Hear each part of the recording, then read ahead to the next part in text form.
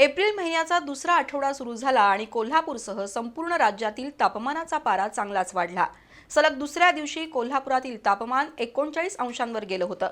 सकाळी 9 पासूनच उन्हाचा कडाका वाढत असून येत्या आठवड्यात कोल्हापूरचं तापमान 42 अंशांपर्यंत जाईल असा अंदाज आहे। तर विदर्भ आणि मराठवाड्यात 45 अंशांवर तापमान जाण्याची शक्यता आहे। दुसरीकडे 20 ते 25 एप्रिल या कालावधीत पश्चिम महाराष्ट्रात पुन्हा एकदा वळीव पावसाची शक्यता आहे। पण यावर्षीचा एप्रिल महिना कडाक्याच्या उन्हाळ्याचा असेल आणि यावर्षी महाराष्ट्रात उष्णतेचे नवे विक्रम नोंदवले जातील अशी भीती आहे।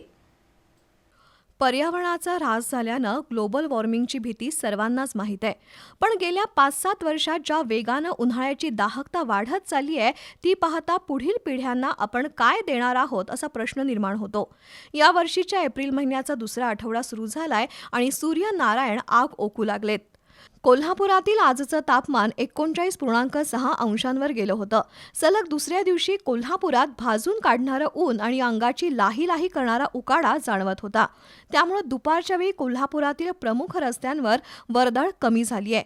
अंगाला चटके बसणाऱ्या उन्हामुळे अनेकांच्या तब्येतीवर विपरीत परिणाम होऊ लागलाय। विशेषतः उष्माघात, डिहायड्रेशन, चक्कर किंवा मळमळ असे त्रास उद्भवू लागलेत। यंदा कोल्हापुरातील कमाल तापमान 42 ते 43 अंशांवर जाण्याची भीती असून विदर्भ, मराठवाडा आणि उत्तर महाराष्ट्रात तापमानाचा पारा 45 ते 47 अंशांवर जाण्याची शक्यता आहे। त्यामुळे यावर्षीचा उन्हाळा उष्णतेचे नवे विक्रम प्रस्थापित करेल। दरम्यान 20 एप्रिल ते 25 एप्रिल या कालावधीत कोल्हापूरसह पश्चिम महाराष्ट्रात वळीव पावसाचा अंदाज आहे। पण त्यानंतर पुन्हा महाराष्ट्रातील तापमानात वाढ होईल आणि उष्णतेची लाट येईल असा अंदाज आहे। त्यामुळे यावर्षीचा उन्हाळा चांगलाच तापदायक ठरण्याची शक्यता आहे।